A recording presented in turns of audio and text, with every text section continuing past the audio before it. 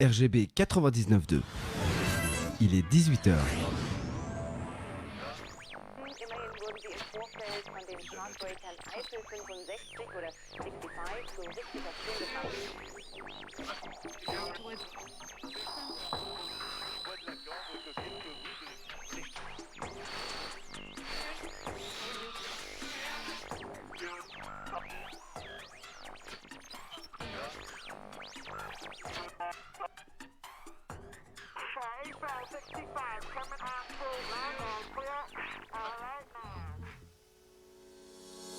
Vous écoutez RGB, votre journal d'information locale, Théo Guiton. Voilà, après un petit problème technique, c'est les aléas du direct. Bonsoir à toutes et à tous. Il est 18h dans l'actualité du mercredi 15 avril. La perpétuité requise contre l'homme, jugé pour double meurtre à Saint-Ouen-l'Aumône, on y reviendra. Agir contre l'isolement social et la fracture administrative, c'est le rôle de l'association Le Juste Partage. Ils sont avec nous dans un instant. La chronique cinéma de Damien Morel, bien sûr. Et puis côté météo, demain, la journée est globalement nuageuse. Côté température, comptez 5 en minimal, 20 en maximal.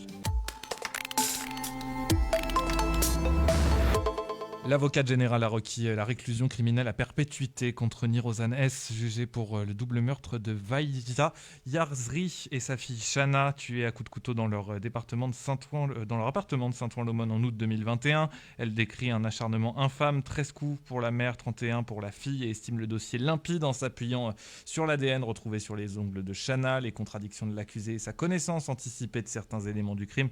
D'où cette formule « Pourquoi ment-il autant ?» Sans mobile établi, l'accusation évoque des pistes comme l'argent d'une tontine et pointe un haut risque de récidive. La magistrate demande aussi une période de sûreté de 18 ans et une interdiction définitive du territoire français à sa sortie. La défense, elle, plaide les zones d'ombre d'un dossier sans armes et sans mobile. Le verdict est attendu dans la soirée. Nouveau coup d'arrêt judiciaire à Sarcelles. Le tribunal administratif de Cergy-Pontoise a suspendu le 7 avril le permis de construire accordé en janvier à l'association culturelle En-Nour pour un projet de centre culturel religieux rue de Champagne dans le quartier des Rosiers. Saisi par la préfecture, le juge des référés estime que le projet pourrait ne pas respecter le PLU, notamment sur le nombre de places de stationnement prévues. Le recours sur le fond qui vise l'annulation du permis sera examiné dans les prochains mois et la mairie dit travailler avec les associations pour trouver des solutions. Sans surprise, Jean-Paul Gendron a été réélu président de l'agglomération de Cergy-Pontoise hier. Le maire de Cergy, socialiste, a obtenu 55 voix. Son seul adversaire, Hervé Florzac, maire de Jouy-le-Moutier, n'a recueilli que 9 voix. Le vote compte aussi 3 bulletins blancs et 2 nuls. Jean-Paul Gendron entame donc un deuxième mandat à la tête de l'intercommunalité en mettant en avant comme priorité le bien vivre et la proximité avec une méthode annoncée dialogue et rassemblement. D'ailleurs, il applique ce rassemblement puisque la première vice-présidente de la communauté d'agglomération est son adversaire politique, Stéphanie Vauneuve, maire de Pontoise. Agir contre l'isolement social et la fracture administrative. C'est l'œuvre, c'est le rôle de l'association Le Juste Partage. Elles sont avec nous. Bonsoir. Bonsoir. Bonsoir. Est-ce que vous pouvez d'abord vous présenter ? Alors, moi, je m'appelle Madame Yemayo Marie-Madeleine. Je suis éducatrice spécialisée de formation. J'ai travaillé dans l'handicap, en insertion et comment on appelle la protection de l'enfance. Et je suis responsable de projets en économie sociale et solidaire. Voilà. Alors, Majda Abdedaïm, pareillement, j'ai une formation initiale d'éducatrice spécialisée, puis dans le secteur du médico-social, plutôt dans le champ du handicap, et chef de service dans un IME sur le Val d'Oise. Voilà. On l'a compris, votre rôle, c'est vous êtes des personnes du social, Oui. de tout cet écosystème du social, de la protection sociale. Vous avez décidé de créer donc cette association, le Juste Partage. Voilà. Et donc, le Juste Partage est né à partir d'échanges entre nous, travailleurs sociaux. Voilà. Nous avons fait un constat assez cruel que dans notre association, l'échec est vécu comme une fin en soi. Et ça aboutit à un retrait dans l'isolement et une détresse psychologique. Donc, il y a un problème on considère qu'il y a un problème d'adaptation de la personne à l'évolution de notre société qui va très, très, très, très vite. Et aussi la fracture administrative, tout est en compte en ligne, tout est voilà, et ça met en inadaptation des personnes qui se trouvent en grande difficulté. Donc ce monde évolue, change trop vite. Et on tient absolument à dire que ce ne sont pas les personnes qui sont dans l'incapacité de vivre dans notre société, c'est qu'ils ont besoin d'un temps d'adaptation que la société ne leur donne plus. Voilà le constat. Voilà. Le deuxième constat qu'on a fait, c'est que l'échec, pour nous, est une étape de la vie, pas une fatalité. On est là pour aider, soutenir et aider les personnes à franchir ces étapes. Voilà. Le juste partage est là pour dire que ce n'est jamais trop tard. Voilà, il ne faut pas abandonner. On est là vraiment pour aider, soutenir, voilà. Mais notre différence avec les autres structures, c'est qu'on fait avec, pas à la place d'eux. Voilà, c'est important, c'est essentiel pour tout le monde dans notre association. On ne fait pas avec et on respecte le rythme de la personne. Si elle a besoin, on ne bouscule pas la personne, on ne fait pas à la place, on ne va pas vite, on explique les choses. Si elle n'est pas prête pour une démarche, eh ben, on prend le temps de discuter. L'écoute est importante. Si on doit commencer par écouter pendant un certain nombre de temps, eh ben, on écoutera pendant un certain nombre de temps. Mais on fait pas. Il faut absolument que la personne s'implique dans la démarche. Voilà. Quand on parle d'échec, on parle de quoi concrètement? On parle d'échec professionnel, personnel, ça peut être quoi le champ? Alors, il y a plusieurs formes d'échecs. Ça peut être l'échec personnel, c'est-à-dire qu'une vie de couple, les difficultés de couple qui causent des problématiques qui sont importantes. Et les personnes, au fait, ne supportent pas ce vécu. Et il y a d'autres paramètres qui rentrent en ligne de compte qui font qu'effectivement, il y a une forme de déclassement. Voilà. Parfois, ça peut être des problématiques liées où on sombre dans l'alcool, dans la drogue, et ainsi de suite et tout. Et c'est un système, c'est comme si c'était une chaîne, au fait. Donc, ça commence par le côté personnel, ça rentre dans le travail et ça progresse et tout. À un moment, les gens ne savent plus. Et ils ne savent plus comment, effectivement, gérer ce genre de situation. Donc, en général, ou c'est un repli sur soi. Voilà. On commence à se diminuer par rapport aux amis. On va plus dans les mêmes fréquentations. Et petit à petit, on s'exclut tout doucement vers la société. Justement, c'est tous ces petites problématiques qui font que... en général, quand ils arrivent devant les instances ou les institutions, eh ben, il est déjà trop tard. Je pense que l'anticipation nous permettra effectivement de pallier ou d'informer ou d'alerter. Et ça éviterait énormément beaucoup de difficultés qu'on rencontre actuellement dans la société, quoi, en fait, et qui créent des tensions. Il y a beaucoup de sujets, en fait, dans ce que vous dites. Il y a tout un accompagnement, on l'a dit, administratif. Il y a un accompagnement psychologique aussi, d'aller au plus près aussi des gens. Est-ce que c'est les gens qui vous contactent? Comment vous les repérez aujourd'hui? Alors, pour l'instant, ça marche du bouche à oreille. Bien sûr. Voilà. Le juste partage a commencé au mois de décembre. Donc 2025, donc voilà. Et pour l'instant, ça marche bouche à oreille.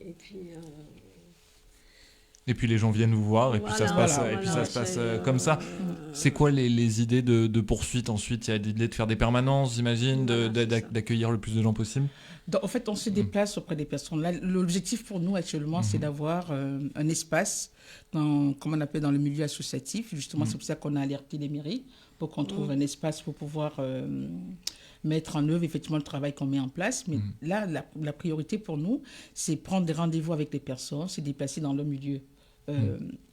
S'ils le souhaitent, ça peut être dans un café. L'essentiel, c'est le milieu qu'eux, ils ont choisi pour pouvoir accompagner. Donc, voilà. Donc, le type de personne, en gros, qu'on accompagne, je vais donner un exemple concret. J'ai une dame qui a travaillé pendant 25 ans, voilà, et avec des problématiques de travail et tout. Elle a eu des difficultés au travail et tout. Donc, elle était au chômage, elle s'est retrouvée au chômage. Et difficile pour elle de se réinsérer. Donc, tout elle travaillait dans l'administratif, au fait, c'est dans l'administratif, donc elle avait énormément beaucoup de mal. Donc, elle s'est retrouvée sans boulot, elle touchait le chômage, et après le chômage, il est fini. Et elle ne peut pas toucher le RSA parce que le mari travaille. Donc, c'est une personne qui était autonome du jour au lendemain et se trouve sans solution. Elle n'est plus autonome. Donc là, maintenant, elle est obligée de dépendre de son mari. Donc, c'est des situations qui ramènent souvent des crispations dans la vie de couple parce qu'il y a un budget qui a diminuer et tout. Et c'est une personne qui a commencé à dégrader. Et que jusqu'à un moment où elle s'est retrouvée dans des situations où elle était plutôt dans une situation médicamenteuse. Donc, ce qui fait qu'effectivement, même quand on lui trouve du travail, elle n'est plus capable de tenir un travail. Oui. Voilà. Donc, c'est ce type de personne qu'on accompagne. Donc là, on travaille avec sa référente France Travail, puisque France Travail ne peut pas trouver une solution pour elle. Bien sûr. Mais nous, on s'adapte effectivement à sa situation. Là, on l'a orienté au CMP. Je travaille aussi avec le CMP pour voir comment ça évolue, sa situation et tout. Là, et petit à petit, elle commence à prendre goût. Elle a travaillé sur l'estime de soi, parce que je l'ai mise dans une formation où elle a fait tout ce travail de l'estime de soi. Donc, petit à petit, ça lui permet de reprendre confiance en elle. Et moi, je ne veux pas lui dire, il faut faire ça. Là, je suis son rythme, ce qu'elle aime, ce qu'elle apprécie.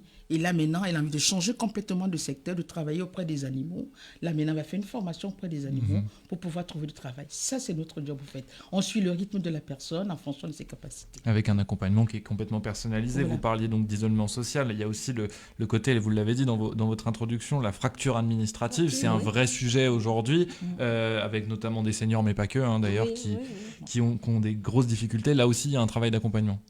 Oui, donc là par contre, on a un exemple concret, une personne âgée qu'on accompagne déjà, qui s'est retrouvée du jour au lendemain, nous a appelé en catastrophe. Elle a été envoyée dans notre secteur par l'écrivain public parce qu'elle s'est retrouvée du jour au lendemain. Elle est rentrée à l'hôpital, elle est sortie de l'hôpital, elle a été mise sur curatelle, sans qu'on tienne compte effectivement de ses capacités, de savoir si c'est une personne qui a encore capacité de se débrouiller et tout. Pour elle, c'était comme si on lui retirait tout ce qu'il y avait d'important chez elle. Voilà, on lui retirait une part d'elle et qu'une personne qui a toujours été autonome. Et c'est très difficile pour elle. Donc, quand elle nous a alertés, c'était compliqué. Elle était en catastrophe. Là, on m'a retiré mes sous, on m'a tout supprimé, je n'ai plus rien.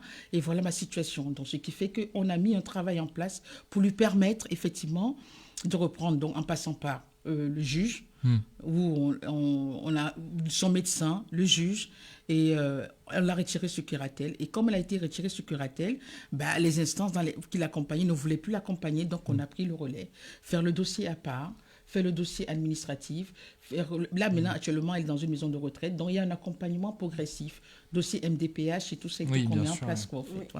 Voilà. Quelques mots pour dire où est-ce qu'on peut retrouver votre association, vous contacter, vous faire des dons éventuellement. Oui, donc on a la carte de visite.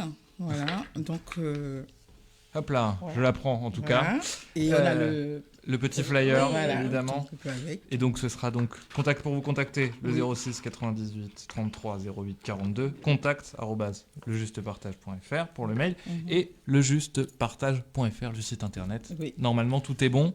Merci beaucoup d'avoir été avec nous en tout cas. Je vous remercie infiniment. En tout cas, l'association a besoin de vous, voilà, tous les Val d'Oisans. Parce que je ne l'ai pas dit tout à l'heure, on couvre tout le Val d'Oise. Et voilà, et on a vraiment besoin de dons pour sensibiliser, faire de travail de terrain, pour pouvoir expliquer ce qu'on fait. Merci beaucoup d'avoir été avec nous.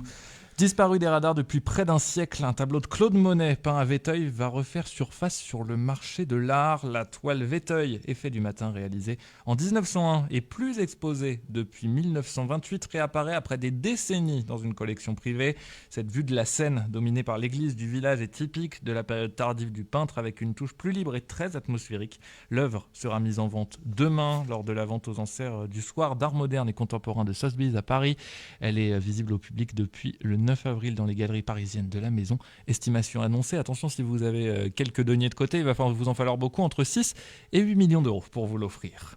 Toujours dans l'art, le train des impressionnistes reprend du service sur la ligne H jusqu'au 1er novembre. Il relie directement Paris-Nord à Auvers-sur-Oise tous les week-ends et jours fériés, sans arrêt ni correspondance en 44 minutes. Départ à 9h38, retour à 18h15. Un aller-retour pensé pour passer la journée sur les traces des peintres de Van Gogh à Pissarro ou Cézanne. Côté tarif, 5 € l'aller-retour, comme les billets Île-de-France Mobilité de base, ou inclus dans votre forfait Navigo. À noter, le train ne circulera pas le 11, 12 et 14 juillet 2026 en raison de travaux. Et puis un appel à l'aide à Luzarches. La boulangerie aux délices de Sandrine, située 88 rue Saint-Damien, est fermée depuis le 10 avril. Après une liquidation judiciaire et un élan de solidarité s'organise, une cagnotte litchi a été ouverte pour aider à une reprise. Le maire Michel Manzou précise que la liquidation serait liée à une dette sociale personnelle sans rapport avec l'activité du commerce qu'il juge pourtant rentable et rappelle que la commune ne peut pas s'opposer à la décision du tribunal de commerce. La municipalité dit désormais vouloir accélérer un rachat du fonds de commerce en privilégiant une solution qui permettrait à Sandrine, si elle le souhaite, de rouvrir, idéalement avec ses salariés. À ce stade, la cagnotte a déjà réuni 2190 €. C'est mercredi. Et qui dit mercredi dit chronique cinéma de Damien Morel. Ah bon, il a pas de prénom. Oublie que t'as aucune chance, vas-y fonce. Rubrique cinéma. Séance unique en avant-première pour commencer cette chronique, c'est à Utopia et c'est ce jeudi 16 avril à 21h15 à Saint-Ouen-l'Aumône. Cette séance unique en avant-première, c'est pour le film Marama de Taratoa Stapar. Voilà, c'est un film maori horrifique. Voilà une combinaison comme on les aime. Voilà, un film horrifique de Nouvelle-Zélande et ça, je pense que ça ne se rate sous aucun prétexte. Ça se passe au 19e siècle et c'est l'histoire d'une jeune femme qui va découvrir une famille étrange qui cache un lourd secret. Donc c'est une ambiance gothique à souhait. Il faut absolument voir ce film. Il y a un tarif réduit. Si vous venez costumé en look gothique, il y aura aussi une tombola avec un an gratuit de cinéma de genre à Utopia. Voilà, Marama, c'est ce jeudi 16 avril à 21h15 à Saint-Ouen-l'Aumône et c'est une avant-première et c'est une séance unique, donc ça ne se rate pas. La sortie nationale de la semaine, c'est le très attendu nouveau film de Olivier Nakache et Eric Toledano avec Louis Garrel, Camille Cotin, Pierre Lotin, donc on a un casting 5 étoiles. Le film c'est juste une illusion, on commence à en entendre parler. Une belle campagne d'affichage, une belle promo dans les médias. Ça se passe en 1985 en banlieue parisienne et ça raconte l'histoire de Vincent, 13 ans, qui n'est plus tellement un enfant mais qui n'est pas encore un adulte. Bref, c'est compliqué et on est impatient de le découvrir. Juste une illusion, enfin le retour de Nakache et Toledano. Une avant-première au Pâté Conflans. Pour terminer cette chronique, c'est mardi 21 avril à 19h45 pour le plaisir. Pour le plaisir, c'est la nouvelle comédie romantique de Rim Kérissi avec Alexandra Lamy et François Cluzet. Vous pouvez gagner des places pour 2 personnes en nous écrivant à radio-rgb.net ou vous nous téléphonez au 01 30 38 25 25 01 30 38 25 25 pour découvrir en avant-première au Pâté Conflans pour le plaisir. Ce sera ce mardi 21 avril à 19h45. Et à mercredi prochain pour un nouveau rendez-vous cinéma. C'est la fin de ce journal. Prochain rendez-vous d'information, c'est demain 18h, mais c'est un petit peu spécial demain à 18h puisque je n'animerai pas votre tranche d'information. Elle sera animée par des lycéens du lycée Pissarro de Pontoise. Vous le verrez demain. N'hésitez pas à être avec nous demain à 18h sur RGB 99.2, radio-rgb.net en direct sur Facebook et en différé sur YouTube. Je vous souhaite une excellente soirée. Je laisse la parole à Damien Vissa à la technique pour la suite.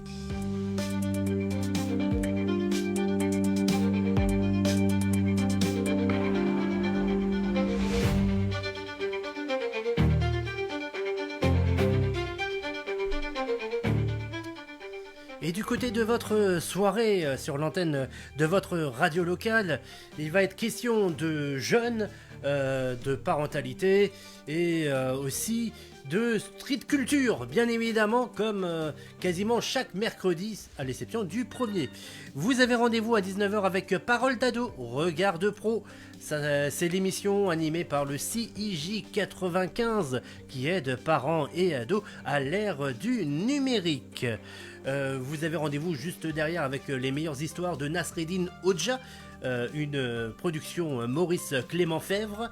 Voilà, et puis à partir de 21h, ça sera l'Odyssée du rap. On passe en mode street culture à fond et rap, R&B, hip-hop, tout ce que vous voulez, avec l'Odyssée du rap animé par Richie Myers et qui sera suivi de l'after urbain piloté par DJ Faz et avec le U, Mélange Diac, Green Touch, DJ 45, entre autres.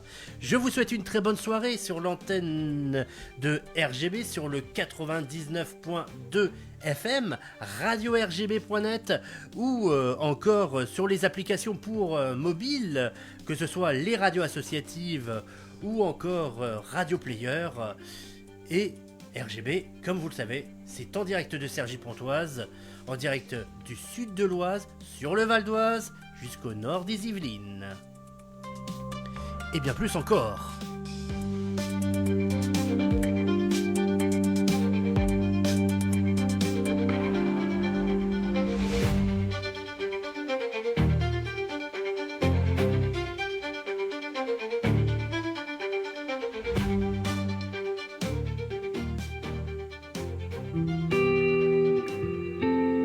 RGB, votre radio locale sur 99.2 et sur radio-rgb.net.